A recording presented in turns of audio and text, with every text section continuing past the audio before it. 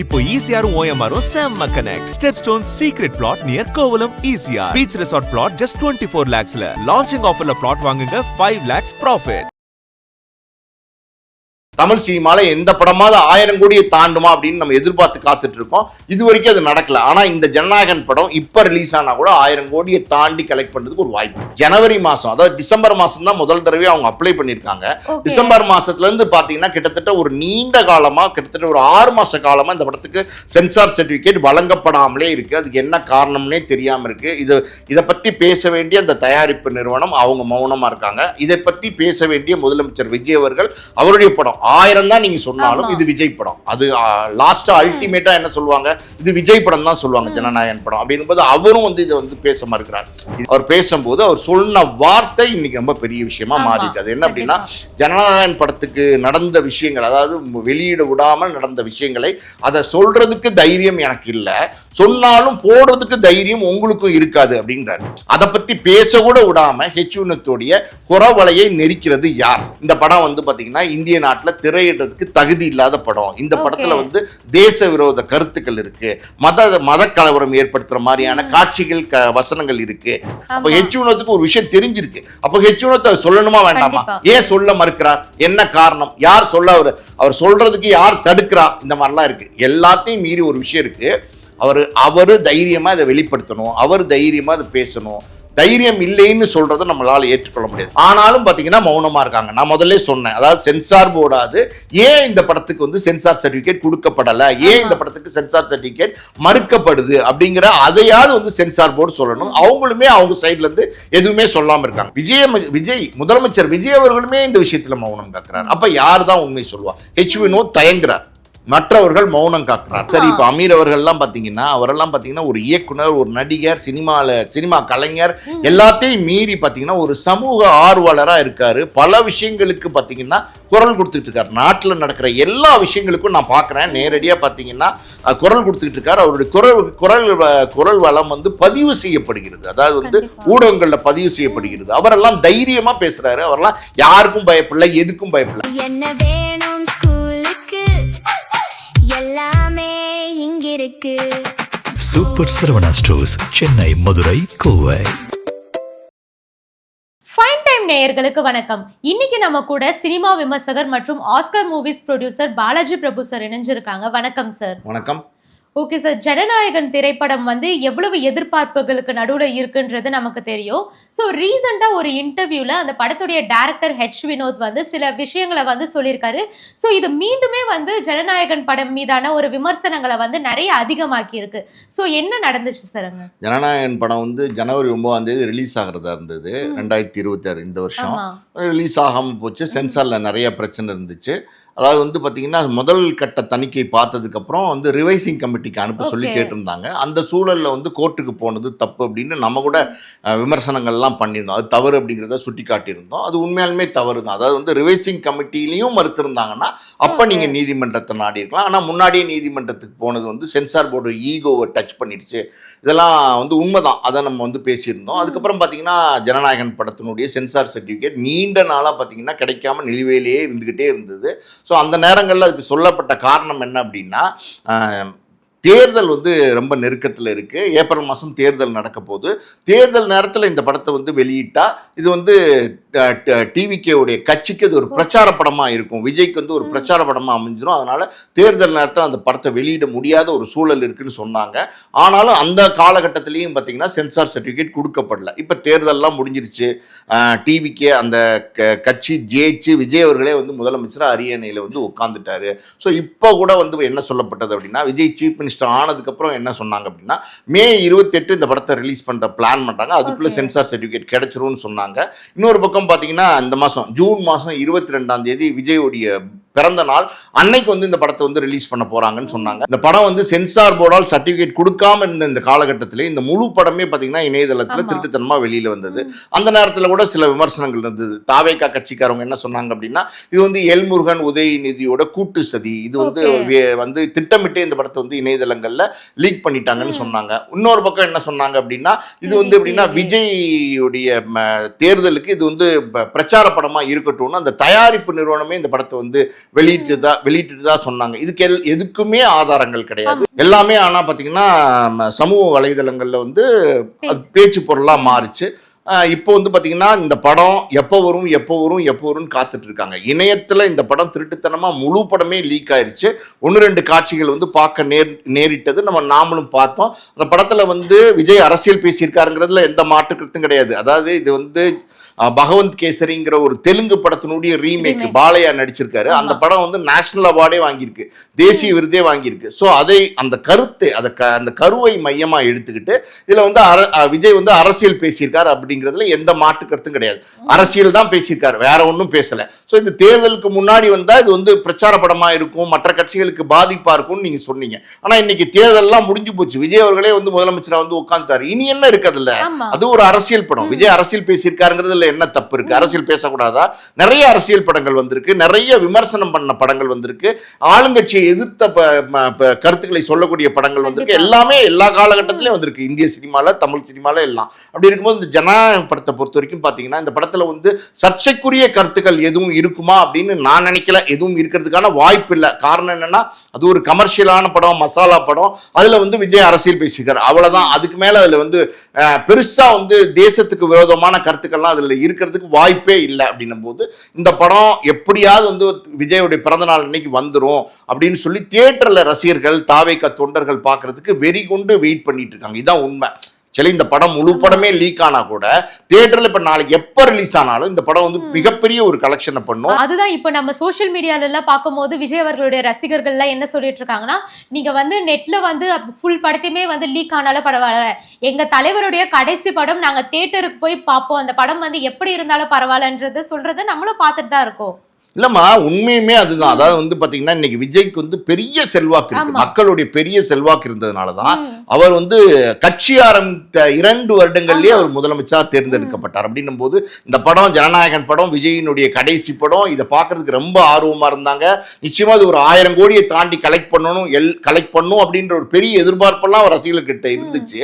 இருந்தாலும் அந்த படமே வராம இருக்கும்போது அவங்க ரொம்ப சோகமா, ரொம்ப வருத்தத்தில் இருந்தாங்க.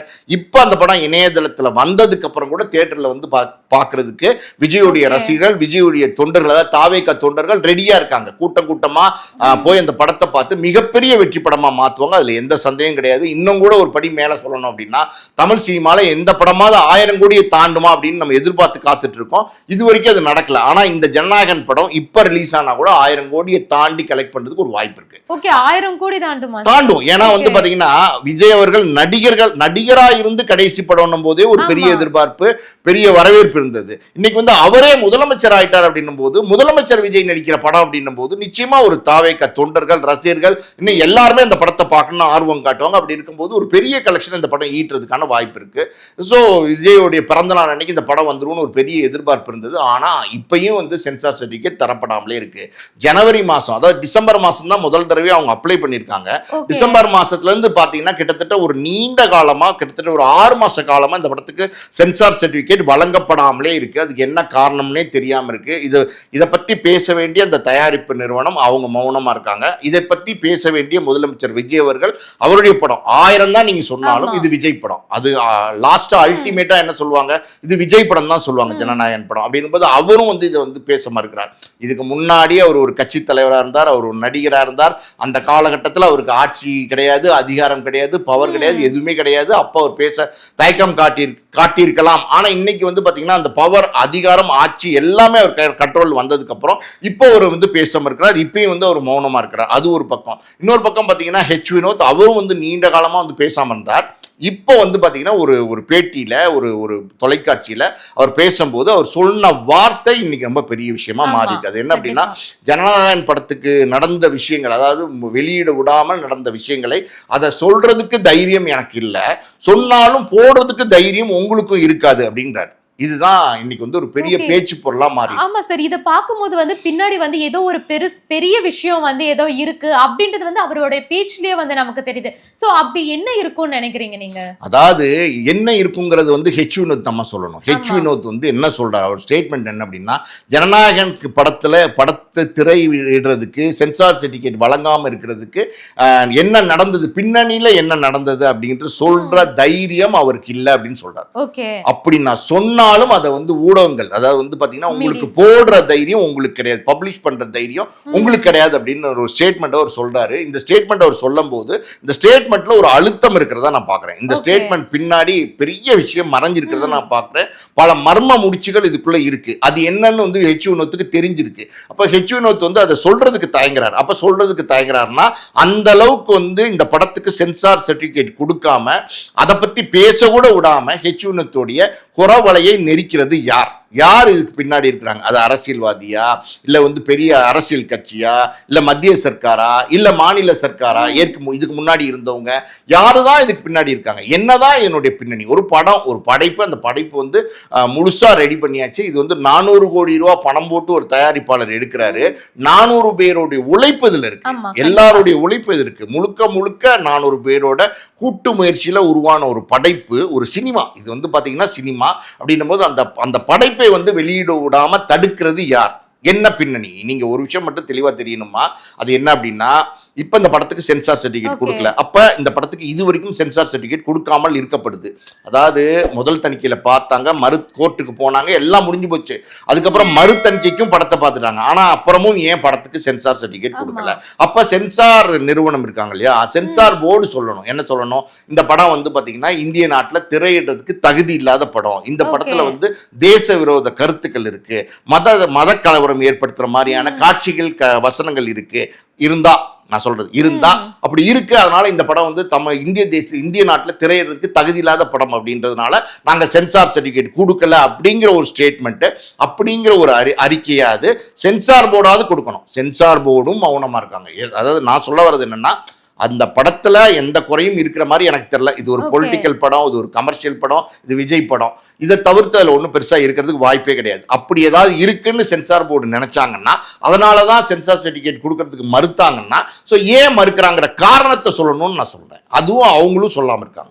ஸோ இதை பற்றி சொல்ல வேண்டியது யார்? அடுத்து இந்த படத்தினுடைய தயாரிப்பாளரும் பார்த்தீங்கன்னா சென்சார் சர்டிஃபிகேட் இன்னைக்கு கிடைச்சிடும், நாளைக்கு கிடைச்சிடும், நாளைக்கு கிடைச்சிடும், இன்னைக்கு கிடைச்சிடும் தான் அடுத்தடுத்த முயற்சிகள் பண்ணிட்டு இருக்காரே தவிர ஏன் கிடைக்கல அப்படிங்கிறது அவருமே சொல்லலை, விஜய் அவர்களுமே பேசலை. ஸோ இப்போ ஹெச் வினோத் வந்து இப்படி ஒரு ஸ்டேட்மெண்ட்டை கொடுத்துருக்காரு. அப்போ ஹெச் வினோத் பின்னாடி அவரை வந்து பேச விடாமல் யாராவது தடுக்கிறாங்களா? ஸோ பின்னாடி அதாவது எனக்கு தைரியம் இல்லை அப்படிங்கிற வார்த்தையை வந்து நம்மளால ஏற்றுக்கொள்ள முடியாது. எப்படின்னா அவர் ஒரு படைப்பாளிமா. அவர் வந்து பாத்தீங்கன்னா இதுக்கு முன்னாடி அவர் எடுத்த படம் ஒண்ணு, அஜித்தோட படம் நேர்கொண்ட பார்வை, அது வந்து ஒரு அந்த தலைப்பு. இன்னொரு பக்கம் பாத்தீங்கன்னா ஜனநாயகன். நீங்க இந்த படத்தினுடைய தலைப்பே ஜனநாயகன் வச்சுட்டு, ஒரு ஜனநாயக நாட்டுல ஒரு நீங்களும் இந்த நாட்டு இந்திய நாட்டினுடைய பிரஜையா இருக்கும் போது நீங்க வந்து பேசுறதுக்கு உங்களுடைய நீங்க என்ன நடக்குதுங்கிற சொல்ல வர்றதுக்கு உங்களை யார் வந்து தடுக்கிறா? ஏன் தடுக்கிறாங்களா? யாராவது தடுக்கிறாங்களா? ஏதாவது பின்னணியில பிரச்சனை இருக்கா? என்ன நடந்திருக்கு? ஏதோ நடந்திருக்கு, அது மட்டும் தெரிய வருது. என்ன நடந்திருக்குதுன்னு நீங்களாலும் யூகம் பண்ண முடியாது. அப்ப ஹெச் வினோத்துக்கு ஒரு விஷயம் தெரிஞ்சிருக்கு. அப்ப ஹெச் வினோத் அதை சொல்லணுமா வேண்டாமா? ஏன் சொல்ல மறுக்கிறார்? என்ன காரணம்? யார் சொல்ல அவர் சொல்றதுக்கு யார் தடுக்கிறா? இந்த மாதிரிலாம் இருக்கு. எல்லாத்தையும் மீறி ஒரு விஷயம் இருக்கு. அவரு தைரியமா இதை வெளிப்படுத்தணும், அவர் தைரியமா அதை பேசணும்.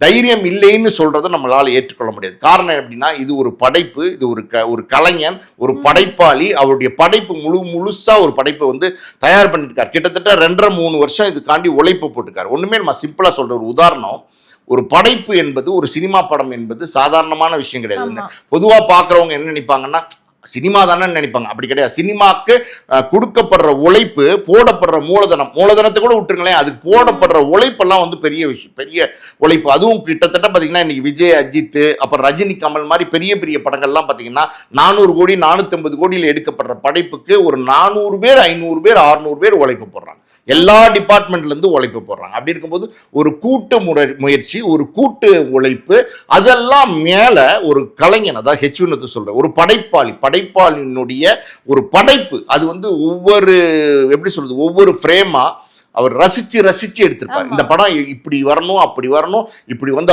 விஜயோடைய ஆடியன்ஸ் ரசிக்கணும், விஜய்க்கு இந்த இடத்துல கிளாப் ஒழுகணும், இந்த டயலாக் வந்து கிளாப் பண்ணணும், இந்த டயலாக் வந்து விசில் பண்ணணும், இந்த டான்ஸ் மூமெண்ட் வந்து கிளாப் பண்ணணும், என்ஜாய் பண்ணணும், ரசிச்சு எடுத்திருப்பார் ஒரு படைப்பாளி. இதை எப்படி நம்ம ஒப்பிட்டு சொல்லலாம் அப்படின்னா, ஒரு தாய், ஒரு பெண் வந்து கருவுறும் போது அந்த பெண் வந்து எப்படியெல்லாம் அந்த கருவை வந்து ரசிச்சு ரசிச்சு ஒவ்வொரு நாளையும் தாண்டுவாங்க. அதாவது வந்து பார்த்தீங்கன்னா 9 மாதங்களையும் கடக்கும் போது அந்த ஒவ்வொரு நாளும் பார்த்தீங்கன்னா இந்த கரு எப்படி வளர்ந்துருக்கும், இது கண் எப்படி இருக்கும், மூக்கு எப்படி இருக்கும், வெள்ளையா இருக்குமா சிவப்பா இருக்குமா அப்படின்னு தாண்டி தாண்டி தாண்டி 9 மாதம் 10 மாதத்துல வந்து அது பிரசவிக்கிற ஒரு காலகட்டத்தில் அந்த பிரசவிச்சு அந்த குழந்தையை வந்து கையில தூக்கி பார்க்கும்போது அந்த தாயினுடைய முழு சந்தோஷம் முழு வலி அந்த குழந்தையை பார்க்கும்போது தெரியும்.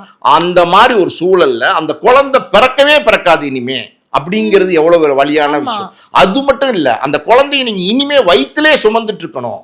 9 மாசம் 10 மாசத்துல பிறக்க வேண்டிய குழந்தை அது இனிமே பிறக்காது. அது இறந்துருச்சான்னு தெரியாது, அது உயிரோடு இருக்கான்னு தெரியாது, அது இதய துடிப்பு இருக்கான்னு தெரியாது, அது ரத்த ஓட்டம் இருக்கான்னு தெரியாது, எதுவுமே தெரியாது. ஆனா அந்த குழந்தை வந்து வயிற்றுக்குள்ளே இருக்கும். அது வந்து காலத்துக்கும் வயிற்றுக்குள்ளே இருக்கணும் அப்படின்னா ஒரு தாய்க்கு எவ்வளவு வேதனையான விஷயமா இருக்குமோ அந்த மாதிரி ஒரு வேதனை தான் வந்து ஒரு படைப்பாளிக்கு இருக்கும். அந்த வேதனை இன்னைக்கு ஹெச் அனுபவிச்சுட்டு இருக்காரு. அதுல இந்த மாட்டு கருத்தும் கிடையாது. ஆனா இன்றைக்கு நடக்கிற விஷயங்களை தைரியமா வந்து ஹெச் சொல்லணும். ஏன் என்ன பயம்?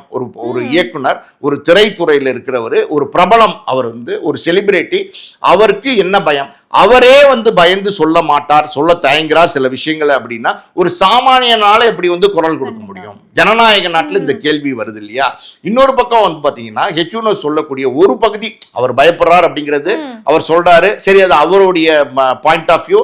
பயப்படக்கூடாது, தைரியமா சொல்லணும். சினிமா இது வந்து ஒரு கலைப்படைப்பு. இதுல வந்து எப்படின்னா இந்த சினிமா மட்டும் பாதிக்கப்படல, இனி ஃபியூச்சர்ல எந்த சினிமாவும் பாதிக்கப்படக்கூடாது அப்படின்னா ஒரு சினிமாவை நேசிப்பவராக இருந்தா, ஒரு உண்மையான படைப்பாளியா இருந்தா, எதை பற்றியும் கவலைப்படாம தைரியமா வந்து சொல்ல வேண்டிய விஷயத்தை சொல்லணும், துணிஞ்சு சொல்லணும். அதுதான் அழகு. அதை வந்து ஹெச் செய்ய தவறார். இன்னொரு பக்கம் பாத்தீங்கன்னா நான் சொல்றதுக்கு தைரியம், எனக்கு சொல்றதுக்கும் தைரியம் இல்லை, சொன்னாலும் போடுறதுக்கு உங்களுக்கும் தைரியம் இல்லை அப்படின்னா அது எப்படி சரியா இருக்கும்? அந்த 2வது பகுதியை நம்ம ஏற்றுக்கொள்ளவே முடியாது. இன்னைக்கு ஊடகங்கள், அதாவது அச்சு ஊடகங்கள் காலகட்டத்திலேருந்து பார்த்தீங்கன்னா பல விஷயங்களை எதிர்த்து நம்ம தமிழ்நாட்டை பொறுத்த வரைக்கும் தைரியமாக குரல் கொடுத்துருக்குறாங்க, தைரியமாக போராடி இருக்காங்க. எத்தனையோ வந்து ஊடகவியாளர்கள், பத்திரிகையாளர்கள், அதே மாதிரி பார்த்தீங்கன்னா இன்னைக்கு யூடியூபர்ஸ் நிறைய பேர் பார்த்தீங்கன்னா ரொம்ப தைரியமாக தங்களுடைய கருத்துக்களை வந்து வெளிப்படுத்திட்டு இருக்காங்க. அதாவது ஆளுங்கட்சிக்கு எதிரான கருத்துக்கள், இன்னும் பல கருத்துக்களை நடக்கிற சமுதாயத்தில் நடக்கிற அநியாயங்கள், பிரச்சனைகள் எல்லாத்தையுமே வந்து எடுத்து பாயிண்ட் அவுட் பண்ணி இன்னைக்கு நிறைய பேர் பேசிட்டு இருக்காங்க. அப்படின்னும் போது மொத்தமாகவே வந்து மீடியா அப்படின்னு சொல்லுவாங்க இல்லையா, அந்த பத்திரிகைக்காரர்கள் யாருமே வந்து தைரியம் இல்லைன்னு சொல்ற வார்த்தை, அதை நம்ம ஏத்துக்க முடியாது. எல்லா காலகட்டத்திலும் பல விஷயங்களே ரொம்ப ரொம்ப தைரியமா, ரொம்ப ரொம்ப நடுநிலையா சொல்லக்கூடிய ஏடுகள், சொல்லக்கூடிய பத்திரிகைகள் காலங்காலமா இருந்துகிட்டு தான் இருக்கு தமிழ்நாட்டை பொறுத்த வரைக்கும். அதே மாதிரி பாத்தீங்கன்னா தமிழ்நாட்டு மக்களையும் நீங்க எடுத்துக்கிட்டீங்கன்னா எதுக்குமே அவங்க பயந்தது இல்லை. ஏமா ஒரு உதாரணம் சொல்றேன், ஜல்லிக்கட்டு போராட்டம் பீச்சில் நடந்துச்சு, எத்தனை லட்சக்கணக்கான மக்கள் வந்து பீச்சில் திரண்டாங்க. யாராவது எதிர்பார்த்தாங்களா? அப்படி ஒரு போராட்டத்தை பண்ணி சக்சஸ் பண்ணி காமிச்சாங்க. ஸ்டெர்லைட் போராட்டம், இன்னும் என்னென்ன, எதுக்காவது வந்து தமிழ்நாட்டு மக்கள் பயந்துருக்கிறாங்களா? பயப்பட மாட்டாங்க. நம்ம தமிழ்நாட்டில் இருக்கிறோம். தமிழ் மக்கள் என்னைக்குமே பார்த்தீங்கன்னா துணிவானவர்கள், வீரமானவர்கள், எதையும் எதிர்த்து போராடக்கூடிய மனப்பான்மை உடையவர்கள். அப்படி இருக்கும்போது நீங்க சொன்னீங்கன்னா உங்க பின்னாடி தமிழ்நாடே நிற்கும். இதான் உண்மை. ஆனா ஹெச் சொல்ல மறுக்கிறார். அது அவருடைய தனிப்பட்ட கருத்தா இருந்தாலும் சொல்லணுங்கிறது தான் சரி. இன்னொரு பக்கம் பார்த்தீங்கன்னா பத்திரிகையாளர்கள் போட மாட்டாங்க, பயப்படுறாங்க, தைரியம், அவருக்கு தைரியம் கிடையாதுன்னு சொல்றது முற்றிலுமே ஏற்றுக்க முடியாத கருத்து. ஓகே சார், அதே மாதிரி வந்து இப்போ இந்த ஆட்சி வந்து நடந்துட்டு இருக்குது இல்லையா, இதுக்கு முன்னாடி ஆட்சியில தான் வந்து இந்த ஜனநாயகன் அந்த பிரச்சனை எல்லாம் வந்தப்போ நிறைய பேர் என்ன சொன்னாங்கன்னா, இப்போ ஆளுங்கட்சியில இருக்கிறவங்க தான் வந்து பிரச்சனை பண்ணிட்டு இருக்காங்க, அதனாலதான் வந்து படம் ரிலீஸ் ஆகல அப்படின்ற மாதிரி ஒரு விமர்சனங்களை வச்சுட்டு வந்தாங்க. ஸோ வந்து இப்போ வந்து ஆட்சி மாறியாச்சு. ஸோ இப்பவுமே வந்து படம் ரிலீஸ் ஆகல. ஸோ வந்து இப்போ இந்த சென்சார் போர்டுன்றது வந்து ஒன்றிய அரசுக்கு வந்து சம்பந்தப்பட்டது. ஸோ அந்த இடத்துல இருந்து நார்த்ல இருந்து ஏதாச்சும் பிரஷர் வர்றதுனால இந்த பிரச்சனைகள் இருக்க வாய்ப்பு இருக்கா? இது எந்த மூலையிலிருந்து என்ன பிரச்சனை வருது அப்படின்றது நமக்கு தெரியாது. உண்மையாலுமே நமக்கு தெரியாது. இங்க நமக்கு தெரிஞ்சது என்ன அப்படின்னா, இந்த படம் வந்து ஏதோ சில காட்சிகள், சில வசனங்கள் அது வந்து ஆட்சேபனை பண்ற மாதிரி இருக்கு. அதனால அந்த படத்தை வெளியிட முடியாத ஒரு சூழல் இருக்கு. முதல் தணிக்கையில கொடுக்க முடியல, மறு தணிக்கை பார்த்து கொடுப்பாங்கன்னு சொன்னாங்க. மறு தணிக்கையும் பார்த்தாச்சு. ஆனாலும் பாத்தீங்கன்னா மௌனமா இருக்காங்க. நான் முதல்ல சொன்னேன், அதாவது சென்சார் போர்டாது ஏன் இந்த படத்துக்கு வந்து சென்சார் சர்டிபிகேட் கொடுக்கப்படல, ஏன் இந்த படத்துக்கு சென்சார் சர்டிபிகேட் மறுக்கப்படுது அப்படிங்கிற அதையாவது வந்து சென்சார் போர்டு சொல்லணும். அவங்களுமே அவங்க சைட்ல இருந்து எதுவுமே சொல்லாம இருக்காங்க. அப்ப இதுல வந்து 400 கோடி முதலீடு பண்ண தயாரிப்பாளர் தான் சொல்லணும் என்ன நடந்திருக்குன்னு. அவருக்கு முக்கிய பொறுப்பு உண்டு, முக்கிய பங்கு உண்டு. ஆனா அவர் வந்து பாத்தீங்கன்னா ஒரு கர்நாடகாவை சேர்ந்த ஒரு தயாரிப்பாளர், பெரிய கோடீஸ்வரனா இருக்கலாம், செல்வந்தனா இருக்கலாம், என்ன வேணா இருக்கலாம், பவர் உள்ள ஆளா இருக்கலாம், என்ன வேணா இருக்கலாம். அவருமே ஒரு பெரிய ப்ரொடியூசர் தான் சொல்றாங்க. இன்னைக்கு தமிழ்ல வந்து பாத்தீங்கன்னா ஒரு 5 படம் வந்து பெரிய பெரிய படங்கள் தயாரிக்க போறாங்க அடுத்தடுத்துன்னு சொல்றாங்க. இன்னொரு பக்கம் பாத்தீங்கன்னா தெலுங்குல சிரஞ்சீவி வச்சு ஒரு படம் வந்து சமீபத்தில் பூஜை போட்டிருக்காங்க, தொடங்கியிருக்காங்க. ஸோ பெரிய ஒரு பலம் உள்ள ஒரு எப்படி சொல்றது, எது வந்தாலும் எதிர்கொள்ளக்கூடிய ஒரு ஆளுமை படைத்த ஒரு தயாரிப்பாளரை தான் நம்ம பார்க்குறோம். அவரை கேவிஎன் ப்ரொடக்ஷன் தயாரிப்பாளரை அவருமே இந்த விஷயத்துல வந்து மௌனம் காக்கிறார். விஜய் முதலமைச்சர் விஜய் அவர்களுமே இந்த விஷயத்துல மௌனம் காக்கிறார். அப்ப யார் தான் உண்மை சொல்லுவா? ஹெச் வினோத் தயங்குறார், மற்றவர்கள் மௌனம் காக்கிறார். அப்ப இதுக்குள்ள என்ன நடந்திருக்கு, இது பின்னாடி என்ன நடந்திருக்கு, ஏன் வந்து சென்சார் சர்டிபிகேட் இன்னமும் மறுக்கப்படுது அப்படிங்கிறத யாருமே சொல்ல மாட்டேங்கிறாங்க. அப்படின்னா இது உண்மையாலுமே வேதனையான விஷயம். ஹெச் வினோத்துக்கு சில விஷயங்கள் தெரிஞ்சிருக்கு. ஹெச் வினோத் அந்த ஊடகத்தில் சொல்ல வராரு, ஆனா சொல்ல முடியாம தவிக்கிறாரு. அந்த பயம், அந்த தயக்கத்திலிருந்து வெளியில வந்து ஹெச் வினோத் வந்து பாத்தீங்கன்னா மறுபடியும் ஒரு நேர்காணல் பிரஸை கூப்பிட்டு இந்த மாதிரி இதுதான் நடந்ததுங்கிறத வெளிப்படையா சொல்லணும். அதுதான் சரி. ஹெச் வினோத் சொல்றது அவருடைய படைப்பு ஜனநாயகனுக்கு மட்டும் கிடையாது, மற்ற சினிமா எல்லாருக்குமே இது வந்து ஒரு நல்ல விஷயமா இருக்கும். இன்னைக்கு பல படங்கள் இதே மாதிரி பாதிக்கப்படலாம்ல. இப்போ ஹெச் வினோத்துக்கு ஏற்பட்ட இதே நிலைமை, ஜனநாயகனுக்கு ஏற்பட்ட இதே நிலைமை வேற படத்துக்கு நடக்காதுன்னு என்ன நிச்சயம்? அப்ப நடக்குது, என்னமோ நடக்குது, அண்டர் கிரவுண்ட்ல என்னமோ நடக்குதுன்னும் போது அந்த என்ன அப்படிங்கிற மர்மம் வந்து உங்களுக்கு தெரிஞ்சிருக்குன்னும் போது அது நீங்க சொல்றதுதானே நியாயமா இருக்கும், அது சொல்றதுதானே தர்மமா இருக்கும். அப்படி சொல்ல பயமா இருக்கு அப்படிங்கிறது எந்த விதத்துல நம்ம ஏத்துக்க முடியும்? தைரியம் இல்லை அப்படிங்கிற வார்த்தையை நம்ம ஏத்துக்க முடியுமா? அப்படி ஒரு தமிழ்நாட்டில் பிறந்த ஒரு ஹெச் வினோத் வந்து அப்படி ஒரு வார்த்தையை பயன்படுத்தலாமா? ஹெச் வினோத்துடைய படத்துல மட்டும் ஜனநாயகன்ற பேரு, ஹெச் வினோத்தோட படத்துல மட்டும் நேர்கொண்ட பார்வைங்கிற பேர் இருந்தா பத்தாது. ஹெச் வினோத்தும் தைரியமா வரணும். அப்ப ஹெச் வினோத்துக்கு ஏதாவது தயக்கம் இருந்தா, பயம் இருந்தா அதை வந்து சொல்லக்கூடிய நபர்கிட்ட சொல்லணும். சினிமா துறையில பாத்தீங்கன்னா நிறைய பிரபலங்கள் இருக்கிறாங்க, தைரியமா எதிர்த்து குரல் கொடுக்கக்கூடிய பிரபலங்கள் இருக்கிறாங்க. அமீர் மாதிரியான இயக்குநர்கள்லாம் இருக்கிறாங்க. ரீசெண்டா கூட அவரும் சொல்லியிருந்தாரு, இந்த பிரஸ் இது ஹெச் வினோத்தோட அதை சம்பந்தப்பட்டு பேசும்போது கூட, இப்போ ஹெச் வினோத் வந்து அப்படி சொல்றது வந்து நியாயமா இல்ல, இது இப்போ அவருடைய படம் அதுனா அதுக்காக அவர் தான் வந்து போராடணும். இப்போ வந்து இப்போ இதுவே வந்து இதுல வந்து ஹெச் வினோத் அவருடைய உழைப்பு மட்டும் இல்ல, பலர் அந்த படத்துல வந்து ஆயிரக்கணக்கான பேர் வந்து ஒர்க் பண்ணிருப்பாங்க. எல்லாருடைய உழைப்பு ஒரு அவுட்புட் வரணும்ன்றதுக்காக தானே எல்லாருமே ஒர்க் பண்ணிருப்பாங்க. சோ இந்த மாதிரி ரீசெண்டா அமீர் அவர்கள் கூட பேசியிருந்தாங்க. அதுதானமா சரி, அதுதானே சரி. இப்போ அமீர் அவர்கள்லாம் பார்த்தீங்கன்னா அவரெல்லாம் பார்த்தீங்கன்னா ஒரு இயக்குனர், ஒரு நடிகர், சினிமா கலைஞர், எல்லாத்தையும் மீறி பார்த்தீங்கன்னா ஒரு சமூக ஆர்வலராக இருக்காரு. பல விஷயங்களுக்கு பார்த்தீங்கன்னா குரல் கொடுத்துட்டு இருக்காரு. நாட்டில் நடக்கிற எல்லா விஷயங்களுக்கும் நான் பார்க்குறேன், நேரடியாக பார்த்தீங்கன்னா குரல் கொடுத்துட்டு இருக்காரு. அவருடைய குரல் வளம் வந்து பதிவு செய்யப்படுகிறது, அதாவது வந்து ஊடகங்களில் பதிவு செய்யப்படுகிறது. அவரெல்லாம் தைரியமாக பேசுறாரு, அவரெல்லாம் யாருக்கும் பயப்படல, எதுக்கும் பயப்படல. அமீர் மாதிரி நிறைய வந்து அதாவது வந்து சினிமா துறையில் இருக்கிற பிரபலங்கள் வந்து தைரியமா குரல் கொடுக்கக்கூடிய பிரபலங்கள் இருக்கிறாங்க. எல்லாருமே மௌனமா இருக்க மாட்டாங்க, எல்லாருமே பயந்துக்க மாட்டாங்க, எல்லாருமே கோழைன்ற முகமூடியை போட்டுக்க மாட்டாங்க. சில பேர் இருப்பாங்க தைரியமா சொல்றவங்க. அப்ப உங்களால அதை வெளிப்படுத்த முடியலையா? யார் ஹெச் வினோத்தால் அதை வெளிப்படுத்த முடியலையா? அமீர் மாதிரி நண்பர்களை சந்திச்சு இதுதான் எனக்கு நடந்தது அப்படின்றது அவங்க கிட்ட சொல்லி அவங்க மூலமா அதை நீங்க வெளிப்படுத்தலாம்.